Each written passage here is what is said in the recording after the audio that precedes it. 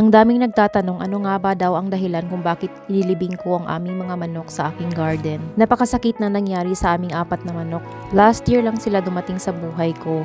Nagsimula sa pagiging sisiw hanggang sa unti-unti na silang lumalaki.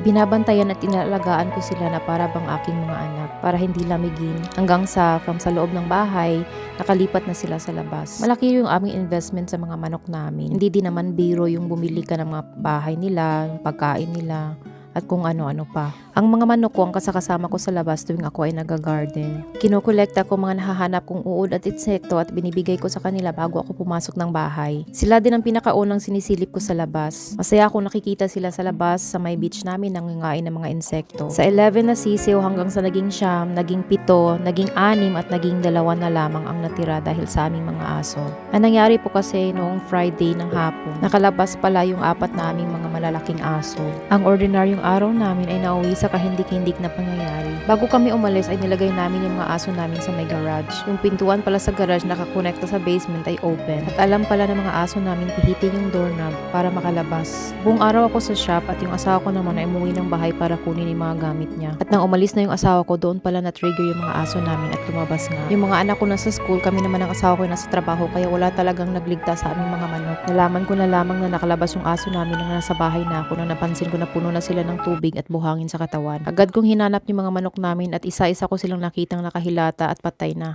Una ko natagpuan na patay ay si Whitey, sumunod naman si Gray at saka nakita ko sa may property ng kapitbahay namin sina Blondie at saka Emerald. Sa 6 na mga manok namin ay 2 na lamang natitira, si Speck at si Catriona. Sobrang traumatized din silang dalawa sa sinapit ng kanilang mga kapatid. Masasabi ko talaga na isa ito sa mapagsubok ng aming buhay. Masakit man yung nangyari ay tuloy at bagong buhay ulit kami. At sana nabigay aral ito sa aming pamilya na maging mas mapagbantay sa aming mga aso at sa aming mga manok. I will forever treasure the happy memories I had with my girls. And this experience will make me do better. Thank you for watching po.